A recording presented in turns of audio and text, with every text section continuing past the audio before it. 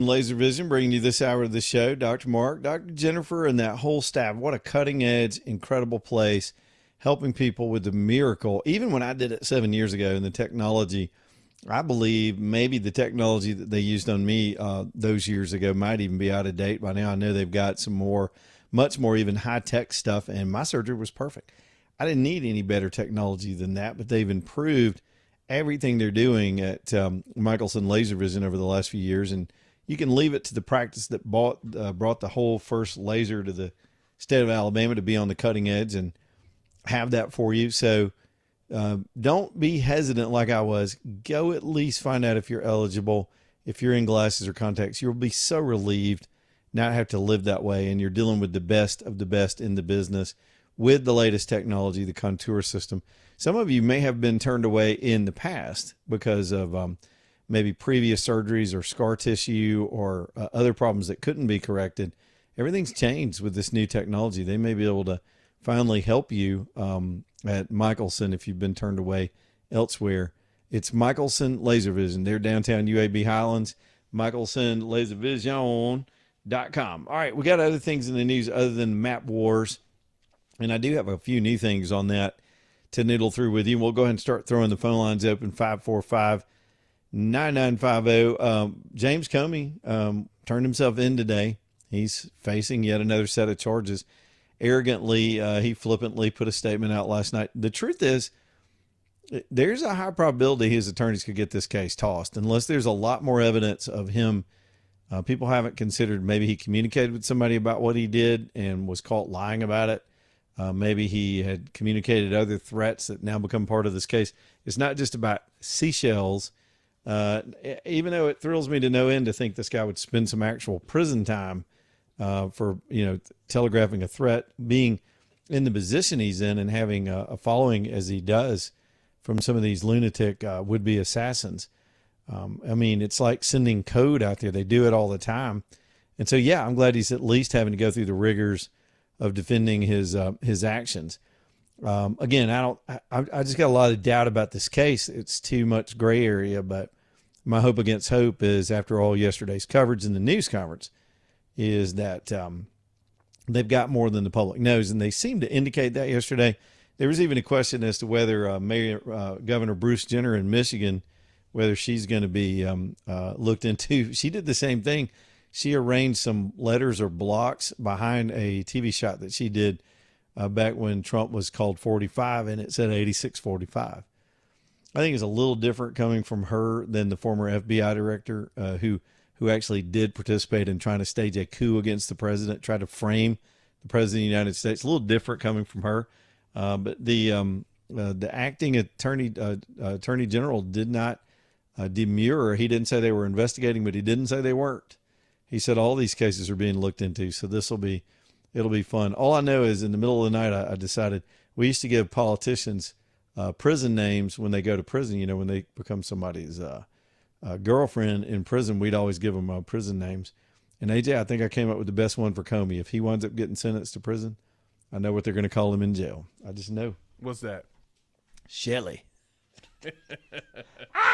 Okay, I had to do it.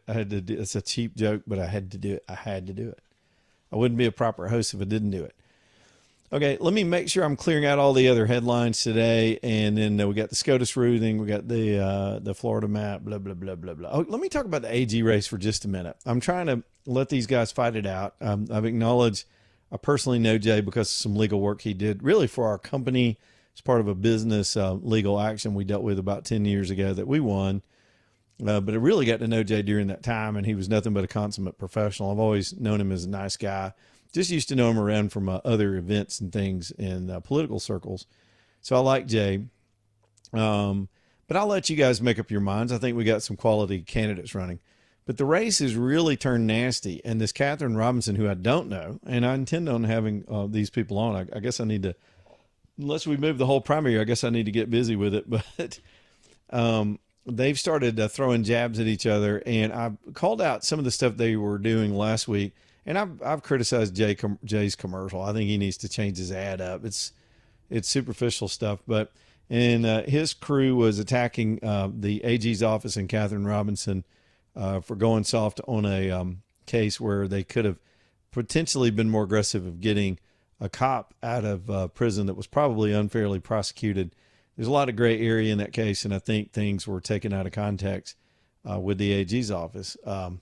Same thing has happened from the Robertson campaign, trying to box Jay in on a number of things. But the most egregious thing was a new ad that hit yesterday, and I've not even seen the ad. I've just read the text where they're trying to say that Jay Mitchell is a closet Muslim. They don't say it that way, but that he worked as a foreign agent for Uzbekistan.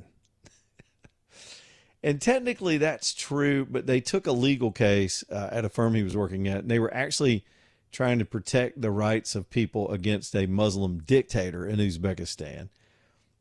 And so, but anytime you do business like that before a court or in their government, and you're hired by one of these foreign entities to be the law firm to represent them in certain matters, you have to register with FARA. And that's all that is. It's the most benign thing in the world. And I've been in races where cherry-picked information gets used and money gets behind it. And it just becomes completely absurd. And so I think the ad's inaccurate and unfair. I mean, there's just no doubt about it. But, you know, it's politics. Nobody's going to be fair with each other. All of this stuff's nasty. And if I really want to rant, it's what's so wrong about the way we elect people. There's so much dishonesty in the campaigns themselves. And it's two ways. It's the attacks on their opponents and the fluffing of their own resumes. None of these people are what they present themselves purely to be. A lot of it's phony. It's just cherry-picked talking points. Both of these candidates in particular are saying that they're going to deport illegal aliens because it shows up well in the polling, but they don't deport anybody as the attorney general. They can pursue criminal cases and put them in prison. It's the feds that have to come along and take them and deport them. And the suggestion that we're not doing that or the other one wouldn't do that is just stupid. Of course they'd both do that. But voters who don't keep up with the stuff and get repeated and inundated with these ads will have to be treated to half-truths and all this other nonsense just to drive up negatives. It's what makes people hate politicians. It's what makes us distrust them. And they're running for the top law enforcement office in the state. I really wish they'd have a little more dignity with it, but it's about to get worse, I think, because it's a tight race. These guys have all been neck and neck in the pollings, and there's a third candidate, it's Pam Casey, who's not making a whole lot of noise, but is performing well despite these two front runners. She could be the NASCAR car. Remember how Robert Bentley got elected? There was a giant NASCAR pile up, and he was the slowest car in the field, won the race because he wasn't in the wreck. I sense something like that if this keeps going with the AG race. But the other thing about Robertson is, and this is what bothers me the most about an ad like that, the ad's disingenuous. It's an unfair attack. It's up to the Mitchell team to defend their position on it, but that's what the Robertson team wants, to put him on defense and make him out there having to defend himself and calling news conferences. It's how you drive up negatives. And in full disclosure, I've done the same thing to candidates in my past, but it's because of that I want to talk about these things on the air and how it really distorts a lot. But this candidate, this Catherine Robertson, is getting a crap ton of money from outside the state of Alabama from interest groups that are pouring money in here to get behind these attacks. And that's where it really gets nasty, because we've seen this kind of stuff before in the state, particularly the Senate race that Katie Britt won. That was just about all outside money. It was a low turnout race. They manipulated a lot of information, trashed two good patriotic guys that were running in that race, and Washington bought that seat, and they got their girl. And I think they're trying to dabble here in Alabama again. There's not a whole lot we can do about it, I suppose. I mean, I'm not even suggesting that they're doing anything illegal. It's just disgusting, and it's a huge turnoff. And we'll see how the rest of the next few weeks turn out. We'll talk to them all about it, perhaps, if we can get that schedule going. But I had to get my 2 cents worth in on that today. I just, y'all try to be discerning. It's hard to know fact from fiction. I'll do my best to sort it out. But choose your candidates wisely. Otherwise, these are probably I know they are two competent people that could run that office, but they just don't campaign that way. And, and I'm not sitting here being a Pollyanna either. Like, everybody should be so positive. Just be honest. I mean, just be a little more raw and a little more honest. Sell me on why I should vote for you, not why I should vote against somebody else. That stuff is exhausting because they're all doing it, and I'm waiting on it to start happening in the Senate race. Let's talk about that for a minute. The surprise candidate so far, and not really a surprise to me, but some of it is Jared Hudson's coming on strong in that race.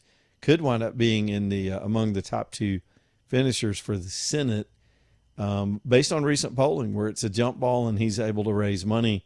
The weakest candidate at the moment, because he's lost all momentum, is Steve Marshall. So Barry Moore's also, with a lot of Washington outside money, huge television presence. He's all over the radio. He's got his name out there, but he's not been able to pull away. Hudson has risen from obscurity, not having been a politician before, and with an incredible resume, he's got a great stage presence. Again, full disclosure, he's a friend. But I'm trying to call balls and strikes on how the race is going as best I can, without letting that corrupt me too much. But I think both of these guys would do a fine job in the Senate. All three of these guys would vote the same way, to be honest. But it's going to come down to a personality contest and what people buy into. But as far as negative ads, that race surprisingly has been relatively clean. I think it's because none of the players right now have had enough critical mass to figure out who they should be shooting at. It's a waste of money to shoot at two of your opponents. They're trying to get it narrowed down where it's a back and forth, and maybe they'll stay this way through the primary and then start popping each other for the runoff. But I would expect if one of them wants to pull away, if one of them starts to feel threatened, you'll start to see some negative hits against one of them from that race pretty soon. It's just the way it is. So here we are on April 29th. We've got 19 days. And the question I have before me, and I have not seen answered, and perhaps I'm sure one of my smart political insiders can clear this up for me. We've got a primary scheduled for May the 19th. And so we're 2 weeks out. We just had this massive Supreme Court ruling. What I don't know is if they'll change the entire primary to accommodate the new House districts, which are coming, or if they will set those aside, complete the rest of the primary candidates on the 19th, Senate and whatnot, the statewide races that aren't affected by districts, and then go do a separate district primary. You'd have to go to the polls twice, 4 times if they're runoffs in that scenario. And I don't know how the governor's going to play it or what discretion or authority they have to change these qualification dates. It may be that she has to call the legislature, and legislatively they do this. And it's 3:18. This ruling has been out since about 10:30 this morning, and I haven't seen a message come across from Kay Ivey's office yet on what they plan to do. But I know they've been planning. And in fairness to the governor's office, as far as calling a session, they had to read the text of the ruling before they did that, even though they may have had a plan to call and are going to bring, all this to bear in the country. They had to understand the constraints or lack thereof from the verbiage of the ruling, get some legal interpretations, and then move forward with calling the session. But time is of the essence. If nothing, let's talk about the practical world, the real deal practical world. We're about to all be in summertime. Kids will be out of school soon. People are on vacation. Summertime is a nightmare trying to campaign, trying to get people to the polls. Anytime we have a special in the middle of the summer, it gets weird because folks they're off their patterns. When the kids get out of school, people are always going to family or taking their trips or doing the things they don't normally do during the other parts of the year. So it's a difficult time to try to be handling all this. And of course, as far as the national elections, we got to have all that buttoned up by November. So it's going to be a jump ball for the next few days to figure out what the state is planning to do. And I was scrolling through here, unless I see an email or if I've missed something otherwise, and I don't see anything official. Let me look at one more thing from the governor's office as to what their plans are, or even a notion that they plan to go ahead and call this session or what the timing would be. So I'm a little more confused about it at the moment, but we'll see if we can get some clarity on that as the afternoon rolls along this afternoon. Hey, one more time for Jawbone Jam, man. Y'all, I'm getting excited. We're 2 weeks out. I really hope y'all are coming. Don't know who all has tickets and who don't. I just checked in today and found out they still got plenty of tickets left. I know sometimes Birmingham can be a walk-up town, but y'all don't do that because there'll be a bum rush, and we'd like to see you. So it's kind of several parts. Brother Kane has their own huge following. So does Cattle. My friends who are playing tomorrow night, by the way, over at the Lakeview Marina for the charity benefit we talked about yesterday. These guys are playing our Jawbone Jam as well with a band called Stone Horses. So an incredible night of music in the best music venue in town with Iron City. And they always have something good going on over at Iron City. So, y'all, we hope to see you. It's May the 15th. The biggest part for us is it's our 10th anniversary. We made it 10 years. And if you've been to previous Jawbones, we used to, Richard and I and some others around the station, we'd play ourselves. We'd have our own bands playing, but we got the pros this time for our 10th anniversary. So, but we'll all be there. I'll be doing the show that Friday and would love to see you. Personally, it gives me a little more time to hang out with the audience because when we're trying to work the stage and get the event pulled off, sometimes we're so busy. We'd love to see you Friday. The tickets are online. You need to probably get them in advance. I don't even know how they'll handle the door if there's still room, so you can't really count on that. You can get them at the Ticketmaster site or just go straight to ironcity.com, ironcitybhem.com, and buy your tickets there and get downtown, and we'll hang out with you on the 15th. It's a Friday night. The other thing is we're kind of an older crowd, so it's not going to go till 2 a.m. We'll start early and get these bands on and off the stage, and you'll have plenty of time to go on with your weekend. But it's going to be a big old night and a lot of fun. So come see us at Iron City, Birmingham, May the 15th. Get your tickets online, and we'll see you there. Back here in just a minute.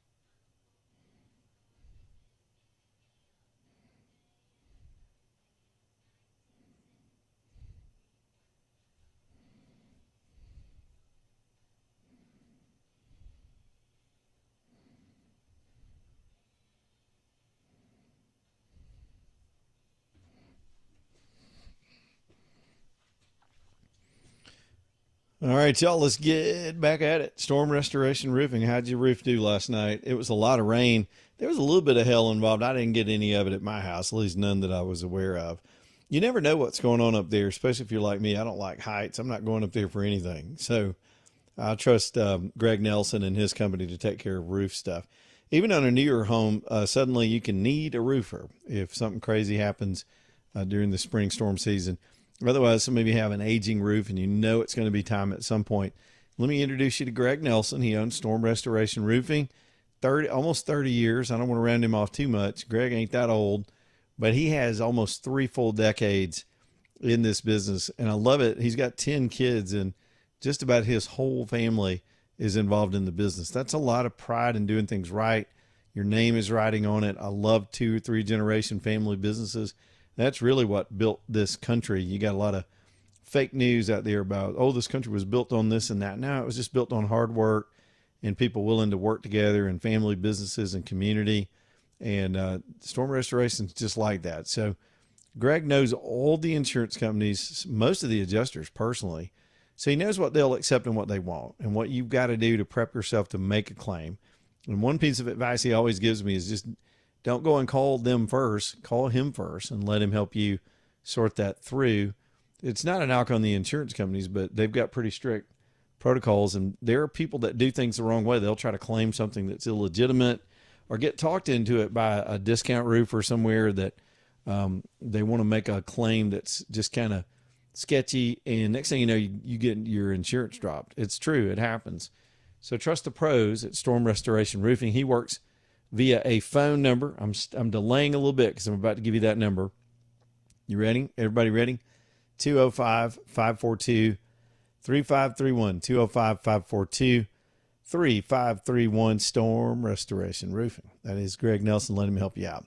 Man, the districting thing, I don't think I can get too far away from it this afternoon because naturally all the reaction from various states, the plans, the schemes, the maps. We've even got Hakeem Jeffries flipping out. He just had a news conference. Let me see if I can get this pulled up. And they're tripping in Washington. Of course they are. And they knew it was coming. They knew good and well what this ruling was going to do. We may play you a couple of seconds of that just so you can enjoy it on your way home. I like it when this guy's whining. But one of our listeners just reached out and said that Mississippi last Friday went ahead and called for their redistricting session. Florida, of course, just nailed theirs down today. They just passed it through the Senate. Louisiana was the actual test case. So you know they're going to move forward and wipe out those 2 districts that they have there. If you do the map, Florida the estimate is 12 for the Southeast, a pickup for the Republicans, just by drawing the districts fairly without this Democrat standard. So if you count Florida's 4 Republican pickup, Alabama would be 2. Now we're at 6. We understand Georgia is going to move forward. Georgia's either 2 or 1. They take a chance if they try to do 2 because it's just Atlanta, and that's kind of difficult to explain on the radio, so I'm not sure what they're going to do. And then Mississippi would be, I think, a single pickup. So it starts to add up. But if you want to start doing the math on it, it's 4 down, 8 to go after Florida just made their move. And we're still waiting on Kay Ivey. I'm looking, scrolling.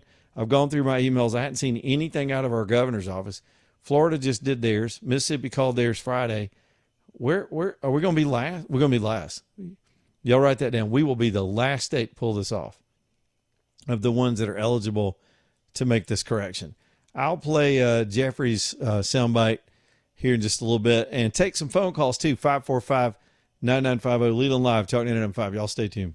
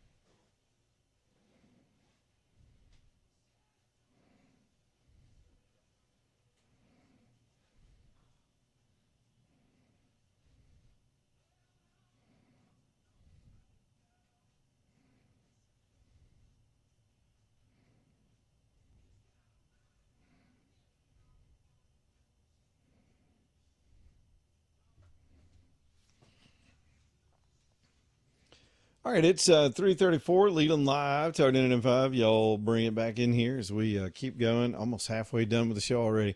I've been like redistricting nerd the whole show so far. Let's talk a little bit about work trucks there in downtown Birmingham, and they will help you get a truck or a van, whatever you need for your business or organization. If you got some things to move around and you need a commercially based vehicle that does this kind of stuff. Bubba and his team they do a lot of work to do stuff that you and it would just take us forever to go track. These aren't like cars and trucks, sort of, I guess not pedestrian, that'd be the wrong word, just consumer cars and trucks that we all drive. When you start talking about commercial vehicles, it's a narrower market and a very specialized market, but they're able to go out and find these things off lease. They go to the auctions and find them off lease, lightly used. They bring them back here, and then they do the vetting, 125 points. We're not going to do all that. If you're lucky enough to find one pre-sold, maybe you know enough about it to check 125 points. But so it's the vetting, it's the locating of these deals, to getting them back here to Birmingham so you can look at them on the lot. Usually they have a couple of options of what you're looking at. Say you're looking at a box truck. They got a few options for you. Looking at a Sprinter van, they've got those. Passenger vans, work vans, cargo vans, dualies, flatbeds, everything, crane trucks, bucket trucks, plain old pickups. Sometimes that's all you need is just to haul some things around town for your company. They're down at Work Trucks. They've got financing and extended warranties and all that stuff that you would need. You got to spell it creatively if you're going to go to their website, TRUX, WorkTrucksLLC.com, WorkTrucksLLC.com. All right, AJ took a call from someone who says that there is a ruling that Alabama is too close to our primary to be able to change the districts before this particular midterm. Here's a quote from Steve Marshall. He said the decision is watershed, blah, blah, blah, blah.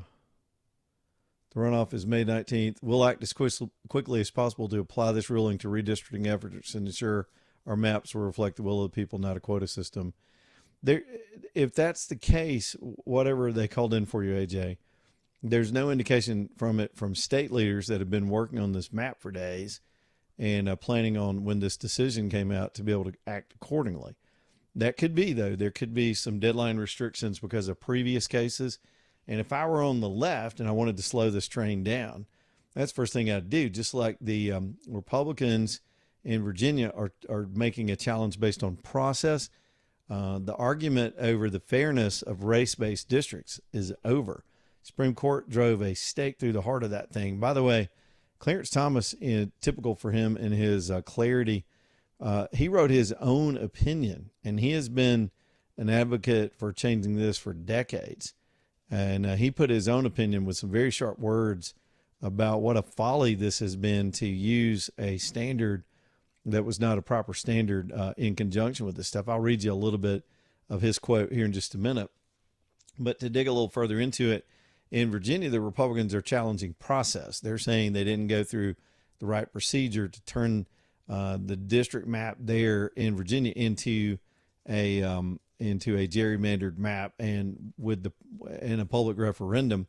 And I don't know enough about the laws of Virginia to know whether that argument's correct, but that's exactly what they argued in front of their Supreme Court. And as we know from yesterday, the Supreme Court there ruled that they would not put an injunction on, or they would not allow the state to move forward in drawing those new maps based on the vote of the people until they got, it gets very confusing.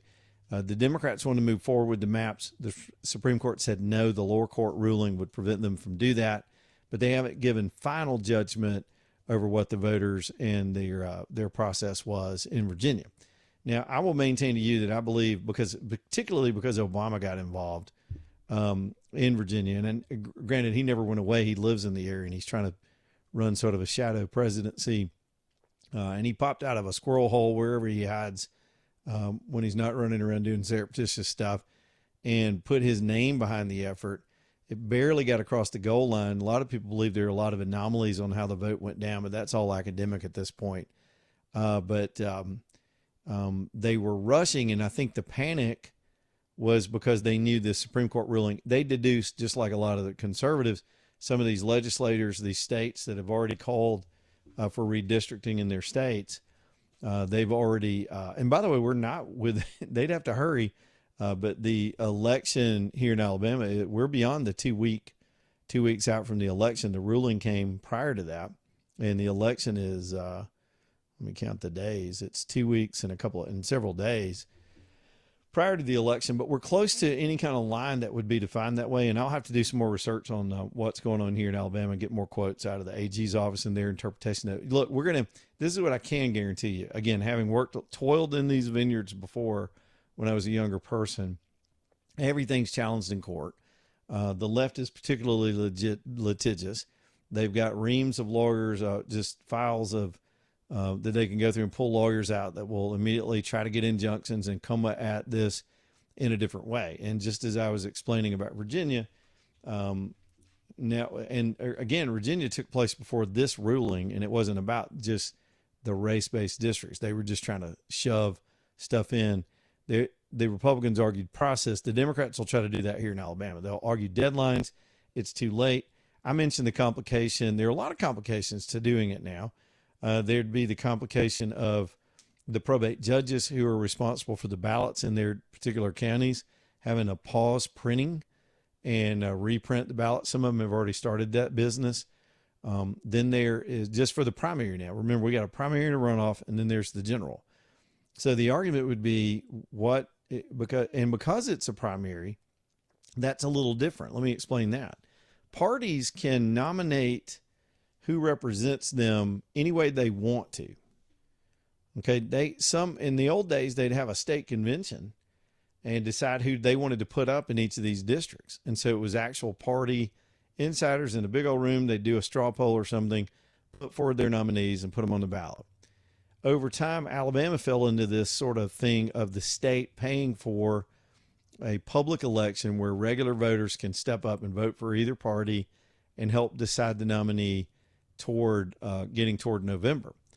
But all that could be changed pretty quickly and depends on how aggressive or what a plan they would have in Montgomery. And I'm not completely privy to exactly what they're planning on doing. I would guess it's 3:42. We're going to hear something from some of these state leaders that can make that decision this afternoon. They pretty much have to give some direction because it would shake up the candidate field. I mentioned to you this Morgan Murphy candidate. He was in the Senate race, and his whole game plan has been to drop out of the Senate race, wait on this to happen. When the districts are redrawn, requalify. And I went through that at the beginning of the show. Maybe I need to revisit it real quick. You'd have to requalify based on the new maps, but first you got to draw the new maps.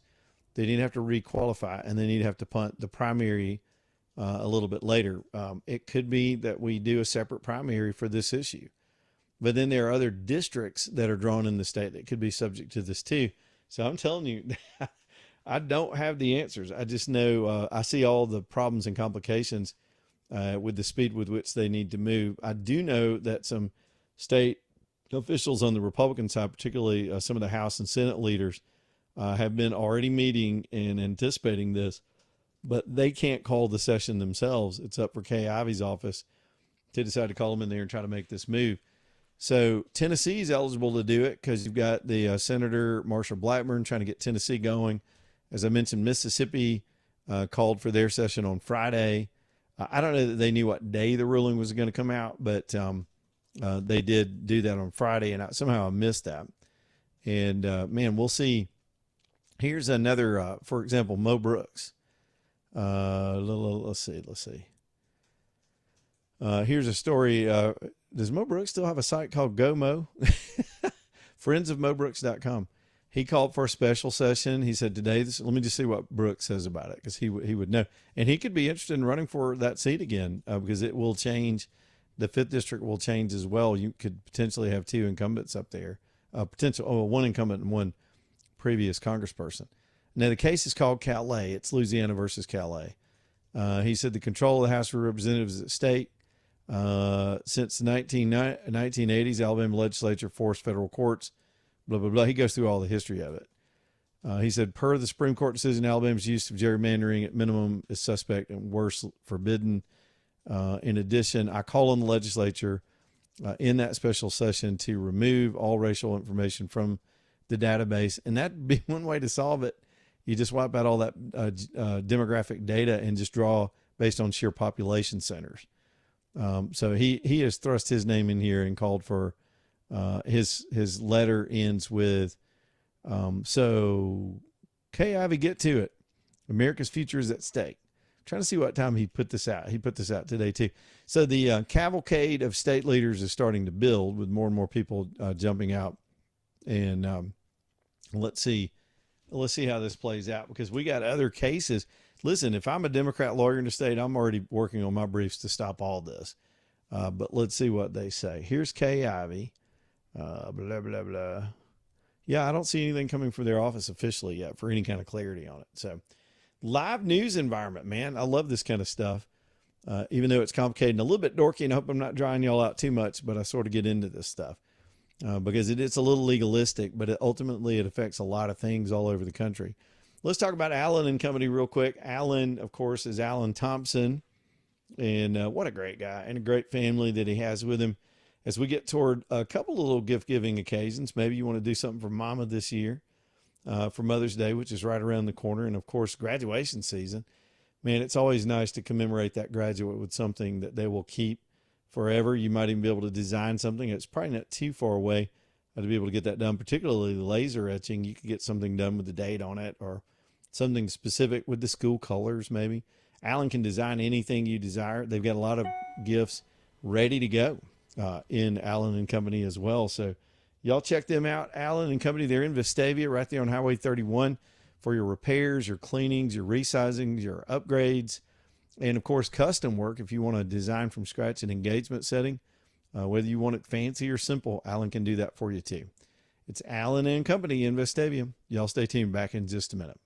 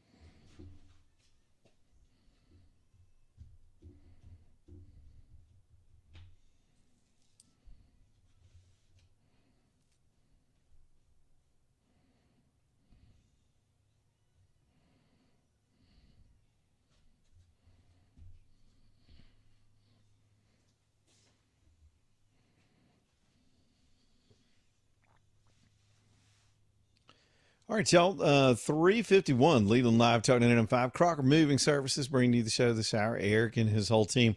Y'all use them this summer and this spring. There's a lot of moving activity. In fact, they were looking for good, strong guys that want to come help work this summer. I don't know if they filled all those positions or not, but you can always reach out.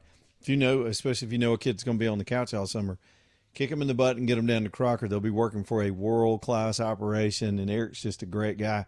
That Marine training really kicks in when it comes to him leading his guys and organizing everything and getting stuff done for people. It's Crocker Moving Services. My favorite part is that they can scale their services down in just a couple of hours. That's exactly how I've used them every time I've used them. You got a few things that need to be moved, short distance. It's not a big deal. You just don't want to handle it yourself or can't. Don't have the truck, don't have the back strength or the friends. Just let Crocker come handle it. It's a lot smoother, and they'll do it right because they're the pros. They know what they're doing. They've got the tools and the skill set to move those big, heavy things from A to B and get it done for you. Again, 2-hour minimum, which I think is completely fair. CrockerMovingServices.com. Y'all reach out to them for anything. And they, by the way, they can move you all the way across the country. And all your things, your dirty underwear and your lamps and all your stuff, your pictures of Mama and your couches, all the way to Idaho. Whatever you're doing, CrockerMovingServices.com. Okay. The governor just put a statement out about this, giving us some clarity based on the phone call that AJ got about another case that could interdict and keep us from redrawing here in Alabama. And this sucks beyond suckage. And I think this is going to come down to a legal interpretation. There's going to be some division over the governor's interpretation of this. So let me just read you verbatim the state that Kay Ivey's office just sent out at 3:46. Following today's positive decision by the U.S. Supreme Court in Louisiana versus Calais, Governor Ivey issued the following statement. I applaud the Supreme Court's decision today in Louisiana versus Calais. While I'm encouraged by this decision, it does not yet resolve our ongoing redistricting fight over Alabama's congressional map. For too long, federal courts have forced states like Alabama into a no-win situation at the hands of activists who want us to draw maps that discriminate against our own citizens based on race. As the Alabama Supreme Court rightly recognized, Alabama of today is not the Alabama of the past, and we are proud of our progress. Quote, and this is Kay Ivey's office, saying that litigation surrounding Alabama's congressional districts is pending before the U.S. Supreme Court, and Alabama is currently under a court order prohibiting the use of new congressional districts until after the 2030 census. While we are not in a position to have a special session at this time, I hope in light of this new decision, the court is favorable to Alabama. Y'all, I'm not trying to play radio lawyer here, but it would seem to me that that decision came out before the new decision, and the new decision could affect the previous decision. Does that make sense? If the lawsuit, and I don't know the details of the lawsuit, if it's entangled up at the Supreme Court and they just set out it may make the previous lawsuit that's before the Supreme Court moot if the Supreme Court's ruling in this case affects the previous case, which I almost 100% guarantee is a race-based districting lawsuit brought by the left. So I think rather than declaring this based on, I don't know who her legal advisor is right now, and I get that that constraint was there prior to today's ruling. Somebody needs clarity from the court. It could be that maybe the AG's office needs to step in. All those guys are trying to get attention right now and give us some clarity as to their opinion on it, rather than Kay Ivey's office looking paralyzed, which is their default position. A paralysis of analysis is the MO. Let Mississippi go first. That should be Alabama's new state motto, at least until we get a new governor. It used to be, thank God for Mississippi, that we weren't 50th and everything. Now it's like, Alabama the beautiful. Mississippi, you go ahead. We'll wait. I mean, we let Arkansas beat us to some school education reform. Mississippi is beating us on improving reading scores. They're going to go ahead and draw their districts, and we get tangled up in this stuff, and our governor throws in the white flag. I'm speaking out of without a lot of information on the details of the previous case, but I'm just trying to apply some logic here. It would seem, I bet the stay that we have on drawing our lines is moot based on the new ruling. I just would guess. We'll see. I'm sure some other people will be weighing in on this case before the afternoon is over. An interesting dynamic, that what that would do, it would change the potential calculus on any kind of Republican pickups by 2. We have 2 forced minority drone districts here in Alabama. It's just bizarre that we would have a ruling that we've got to abide by for 4 more years after a landmark ruling like today. It's incongruous in my mind, but I'll try to sort it out as we go along through the show this afternoon. But here we are in Alabama. If you take us out of that potential pickups for the Republicans, they'd be up to maybe 10 pickups with new maps. Florida just picked up 4. Mississippi is, I think, 1. Louisiana's 2, so that's 7 of those. So it'd be up to Georgia. Georgia has potentially 2. I think it's really going to be a pickup of 1 in Georgia. Tennessee's at least 1. So that's where the math comes from as to how these things will get played out. But anyhow, this is, again, it will, anytime you get precedent setting rulings where you're dealing in an environment where there's constant litigation over these matters, it's nonstop, in particular, using case precedent from prior to today, which is how we wound up with the 2 districts we have now drawn for the Democrats. It was previous court cases based on the Voting Rights Act, based on previous precedent from previous rulings. Am I boring y'all to death? I think I'm boring me to death. Y'all want to talk about, what can we talk about? The Regions Golf Tournament? I mean, I can't get any coverage today because all the media is out there following old coaches around on the golf course. But that's fine. That's a big, nice event. All right, so I'll just talk about Alabama bass. Speaking of getting old, man, sometimes we start losing a step. It's true. You start worrying about slipping and falling, man. You can lose your balance when you're not in the tub. Then you get in that ice skating rink and you really got trouble. Alabama Bass, and John was just reaching out to me today. They've got a lot of new changes at the company, and I love where they're heading with everything. We'll hopefully be telling you all about that in the months and days to come. But these are it's a great company, another 2-3 generation family business, been around for more than 40 years, and they know their stuff. They're our neighbors. They've got a better product than the corporate schmucks that have gotten into this space. Don't be buying your tub and shower from a hedge fund. Buy it from Mike's family and Sandra and Jill and John and all those guys. And let them come do it in 2 days. They'll put in a better product. It's stunningly beautiful. You'll get your independence back. You'll feel safe when you're in there with your rubber ducky singing Sinatra. And you won't feel like you can't stabilize yourself and get that done. And you won't be asking your kids to come give you a sponge bath. You can get in there yourself. Or if you're on the other side of that equation, you don't have to go do that for mama. She can be fine on her own. Isn't that nice? To live independently in your own home where you got all your memories. It's an easy fix, very affordable, and they're the best in the business. It's alabamabass.com, alabamabass.com. All right, Nerd Town on political maps as we continue this afternoon, and any other breaking news, we'll have it for you too. Leland Live, Talk 99.5. Y'all stay tuned.